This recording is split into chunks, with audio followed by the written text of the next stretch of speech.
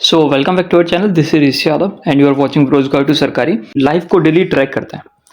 अगर आप डेली देखेंगे, अपनी लाइफ को ट्रैक करेंगे, तो आप कुछ दिनों के अंदर इतने ज़्यादा प्रोडक्टिव हो जाएंगे जितने आप कभी नहीं थे।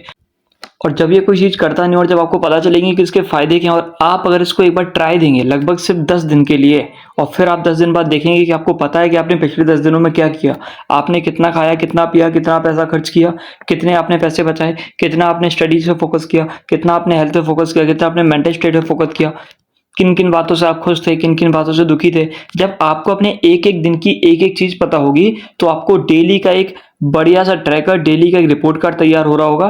तो जब आप 7वें दिन अपने वीक के एंड में बैठे होंगे तो आपको पता चलेगा कि आपने पूरे हफ्ते में कितना उखाड़ा है, क्या किया है, क्या प्रोग्रेस है और आगे आपको प्लानिंग कैसे करनी चाहिए। तो ये बहुत इंपॉर्टेंट हो जाता है हर उस इंसान की लाइफ में जो मतलब किसी चीज़ के लिए प्रिपेयर कर रहा है, या फिर कोई स्टूडेंट है, या फिर आप कोई स्टूडेंट नहीं है, तब भी आपको अपने लाइफ को ट्रैक करना बहुत इंपॉर्टेंट होता है। जब आप एक सेल्फ डायरी या फिर सेल्फ ट्रैकर बनाएंगे तो उसमें आपको ये पता चल जाएगा कि आपका सिलेबस कितना हो चुका है और आप अपनी डेली प्रोग्रेस को देख पाएंगे। दूसरी इंपॉर्टेंट चीज़ जो आपको पता चलेगी कि आपको अपने हेल्थ और हेल्थी हैबिट्स के बारे में पता चलेगा। आप कितने डिसिप्लिन रह पा रहे हैं, आप कितना पानी पी पा रहे हैं, ये सारी चीज़ें। और अभी मैं आपको ये भी बताऊंगा कि कौन कौन सी हैबिट्स हैं जिनको आपको लिख लेना चाहिए अपने ट्रैकर में, जिन पे आप टिक डेली लगा सकते हो, और इसको बनाएंगे कैसे वो भी मैं आपको बता दूंगा। ठीक है। उसके बाद होता है फाइनेंशियल स्टेबिलिटी, कि आज आपने कितने पैसे खर्च किए और आज आपके वॉलेट में कितने पैसे बचे, टोटल आपके पास कितने थे, कितने आपने खर्च किए, कितने अननेसेसरी खर्च हुए, कितने इंपॉर्टेंट कामों में खर्च हुए। ये सारी चीज़ें भी डेली लिखना इंपॉर्टेंट हो सकता है। ठीक है। और आपको कई लोग को लग रहा हो कि भैया ये सब लिखते फिरेंगे तो टाइम कितना लगेगा, बहुत ज़्यादा लगेंगे तो 10 से 15 मिनट डेली के, उससे ज़्यादा आपको टाइम नहीं लगेगा। ठीक है। एंड सबसे इंपॉर्टेंट ये जो होता है, तुम्हें अपने माइंडसेट और इमोशंस को समझने में हेल्प मिलेगी। लाइक 1 महीने बाद या 1 साल बाद या 1 हफ्ते बाद जो अपने इस ट्रैकर को खोल के देखेंगे तो आपको एक एक चीज़ पता होगी, आपने कहाँ गलतियाँ की थी, कौन सी गलती कब की थी। अगले दिन फिर वो आप गलती नहीं करोगे, अगले हफ्ते फिर वो आप गलती नहीं करोगे। पैसे आपने कहाँ ज़्यादा खर्च किए थे, आप हेल्थ पे क्यों ध्यान नहीं दे रहे थे, आपको एक एक चीज़ का आंसर मिल जाएगा जब आप देखोगे और अपनी प्रोग्रेसेस को पढ़ोगे। अगर आपको किसी इंसान के बारे में जानना है तो पहले आपको उसके बैकग्राउंड के बारे में जानना पड़ता है, और पहले ये जानना पड़ता है कि वो कहाँ से धीरे धीरे प्रोग्रेस कर रहा है। और ये जो ट्रैकर है ये आपको प्रोग्रेस के ही बारे में आपको बताएगा कि पहले आप यहाँ थे, अब आप यहाँ पे आए, अब आप यहाँ पे आए, और अब आप और ऊपर जाना चाहते हो। आपकी प्रोडक्टिविटी 1,00,000% बढ़ेगी अगर आप इसको बस 30 दिनों के लिए करते हैं। सिर्फ 30 दिन इसको ट्राई करिए और उसके बाद जो होता है फिर आप खुद देखिएगा चेंजेस को। ओके। अकाउंटेबिलिटी हो जाती है कि भाई अब आपको हर दिन खुद को बताना होता है और सबको जवाब देना होता है खुद को कि भाई आपने क्या अचीव किया, क्यों अचीव किया, क्या इसका फायदा है, और डेली आपको बताना पड़ेगा। आप खुद के लिए अकाउंटेबल हो जाएंगे। वरना आपका तो 12th हो गया है, अब आप जो करें कोई देखने वाला नहीं, कोई पूछने वाला नहीं, तो इसलिए खुद को अकाउंटेबल ठहराओ। हर काम के लिए खुद को बोलो कि ये भाई मेरा काम है और ये मैंने कितना किया, कितना हो गया और मुझे आगे कितना करना है। ठीक है। क्लैरिटी रख लो अपने माइंड में, सबसे इंपॉर्टेंट होती है क्लैरिटी। आपके प्रायोरिटीज को सेट करोगे। सबसे पहले हमें सिलेबस पे ध्यान देना है, फिर हेल्थ पे ध्यान देना है, फिर डेली टास्क पे ध्यान देना है, या फिर आपको टास्क पे ध्यान देना है, या हेल्थ पे ध्यान देना है, फाइनेंशियल कंडीशंस पे ध्यान देना है। जिसको भी आप चाहो उस पर आप लोग पहले फोकस कर सकते हो और पहले आप उसको प्रायोरिटी दे सकते हो।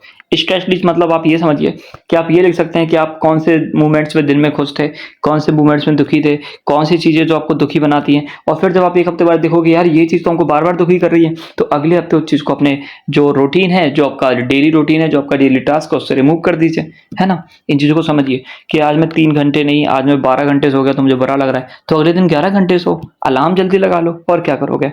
ठीक है। कंसिस्टेंसी ये होती है कि ये नहीं कि जोश जोश में भी आप आ जाओ और बोलो हाँ भैया बताओ क्या क्या करना है एक दिन में। नहीं नहीं, कम से कम 30 दिन करिए, कम से कम 30 दिन करिए। और उसके बाद अपना सेल्फ ट्रैकर है उसको एनालाइज करिए कम से कम एक हफ्ते में। हर हफ्ते वैसे उसको एनालाइज करिए कम से कम 30 से 1 घंटे के बीच में, और आपको एक एक चीजें पता चलेंगी। आप क्या गलती कर रहे हो, क्या अच्छा कर रहे हो, क्या बुरा कर रहे हो, और सच में प्रोडक्टिव बनने में ही आपकी हेल्प करेगा, प्लस आपके प्लान्स बनाने में आपको हेल्प करेगा। ठीक है। देखो 1 महीने बाद, देखो वही है कि 1 महीने बाद आपको प्रोग्रेस चेक करनी है। तो डेली जर्नल आप बनाएंगे कैसे, ये उसका स्ट्रक्चर है। जैसे आप ये बना सकते हैं, मैं इसका आपको पूरा लिंक भेज दूंगा, इस पीडीएफ को आपको शेयर कर दूंगा टेलीग्राम पे, सो प्लीज उस पर ज्वाइन हो जाइएगा।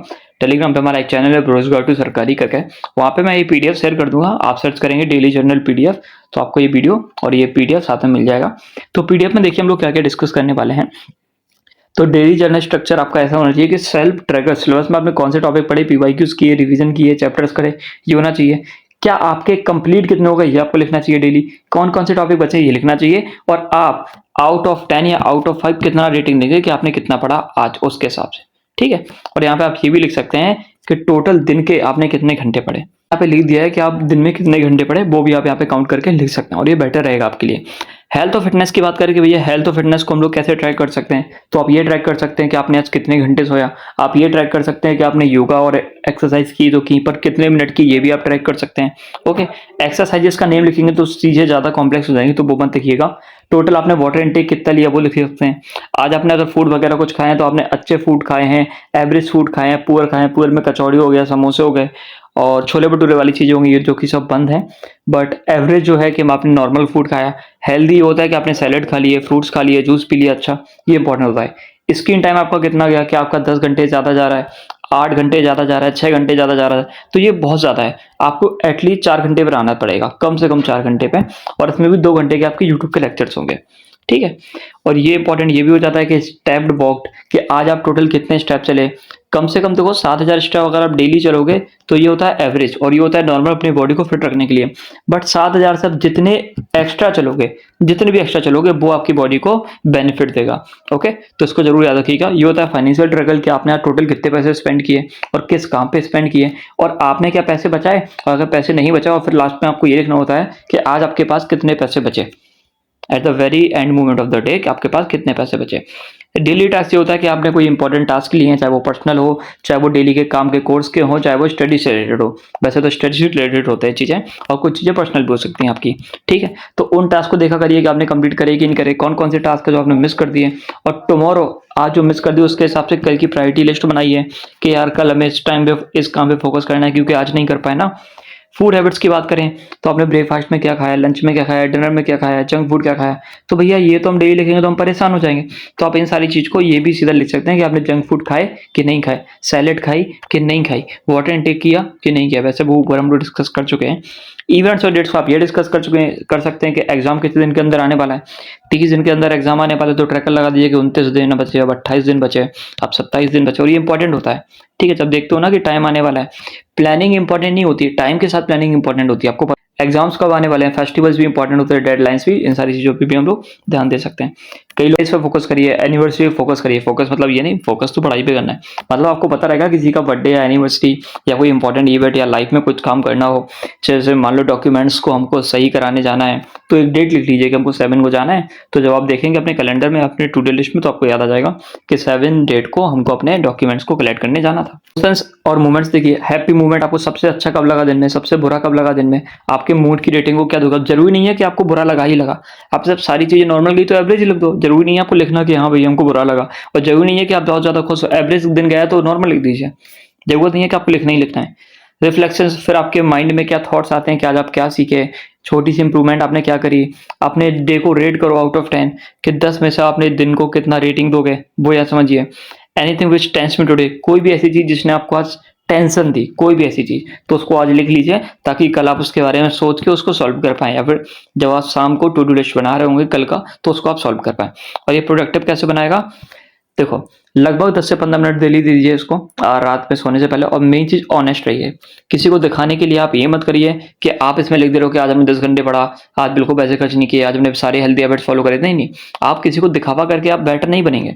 आप बेटर तब बनेंगे तब आप अपनी मिस्टेक्स को एक्सेप्ट करेंगे और बाद में जाके उन पर वर्क करेंगे। मोस्ट इंपॉर्टेंट चीज यही होती है। ओके, यूज कोड्स, इमोजी, जैसे ये सारी चीजें यूज कर सकते हो कि ये टास्क हो गया, ये टास्क नहीं हुआ, अरे इसमें तो मजा आ गया, ये तो बहुत बेटर हो गया, तो स्टार वगैरह बना सकते हो। स्टार से आप फोकस कर सकते हो, ये काम सबसे ज्यादा इंपॉर्टेंट है, ठीक है। स्टडी का पूरा संडे को पूरा वीक चेक करो, प्रोग्रेस को, मिस्टेक्स को, अचीवमेंट्स को, और इनको एनालाइज करके ही नेक्स्ट वीक का प्लान बनाओ। टू डू लिस्ट डेली बनाइए, बाकी प्लान पूरा एक हफ्ते का या फिर एक महीने का बनाया करिए, ताकि आपको बार बार चीजें देखनी ना पड़े, है ना। स्टिक टू रूटीन, एक रूटीन बनाओ, उसी पे स्टिक हो जाओ। ये नहीं कि सुबह कल 4 बजे उठे थे, आज 5 बजे उठे थे, और आज सुबह 10 बजे उठ रहे हैं। ये सारी हरकतें मत करो, वरना फिर कुछ फायदा नहीं होता चीजों का, ठीक है। तो आज की वीडियो के लिए बस इतना ही। बाकी मैं आपको बता दूं, ये जो वीडियो है, हम लोग एक 365 डेज चैलेंज फॉलो कर रहे हैं, जिसमें हम लोग कंप्लीट ट्रांसफॉर्मेशन कर रहे हैं, और उसी का ये पार्ट है जिसमें मैंने आपको बोला था कि आपको डेली ट्रैकर बनाना है और डेली आपको सेंड करना होता है टेलीग्राम पे, ताकि आप अपनी प्रोग्रेस देख पाएं, आप अपने अपडेट्स देख पाएं। सारे लोग जो 365 डेज चैलेंज फॉलो कर रहे हैं, इसमें मैं आपको डेली टास्क देता हूँ स्टडीज से रिलेटेड, आपके फिजिकल हेल्थ से रिलेटेड, मेंटल हेल्थ से रिलेटेड, तो उन सारे टास्क को आपको फॉलो करना पड़ता है। पानी डेली पीना पड़ता होगा 3.5 लीटर, और बहुत सारी चीज़ें जो आपको करनी पड़ती हैं। तो अगर आप उस चैलेंज को ज्वाइन करना चाहते हो तो डिस्क्रिप्शन में आपको डिटेल्स मिल जाएंगी। बाकी टेलीग्राम को जरूर ज्वाइन कर लीजिएगा, आपको उसमें डेली के टास्क मिल जाते हैं, और मेन फोकस जो हमारा रहता है वो एसएससी और कॉम्पिटेटिव एग्जाम पे रहता है, तो उससे रिलेटेड टास्क आपको डेली मिल जाते हैं। और ये जो 365 डेज चैलेंज है ये 1 सितंबर को स्टार्ट हुआ था, और ये अगली साल तक चलने वाला है, और इसमें आप टोटल कंप्लीटली चेंज हो जाएंगे। बाकी आज की वीडियो के लिए बस इतना ही। उम्मीद है आपको वीडियो पसंद आई होगी। अगर आपको वीडियो पसंद आई है तो प्लीज़ सब्सक्राइब कर दीजिए चैनल को, और बेल आइकन भी दबा दीजिएगा। और अगर ज़्यादा पसंद आ गई है तो एक प्यारा सा कमेंट कर दो, अपने प्यारे दोस्त के साथ शेयर कर देना अगर आपको लगे कि उसके लिए भी ये वीडियो हेल्पफुल हो सकती है। मिलते हैं अगले वीडियो में।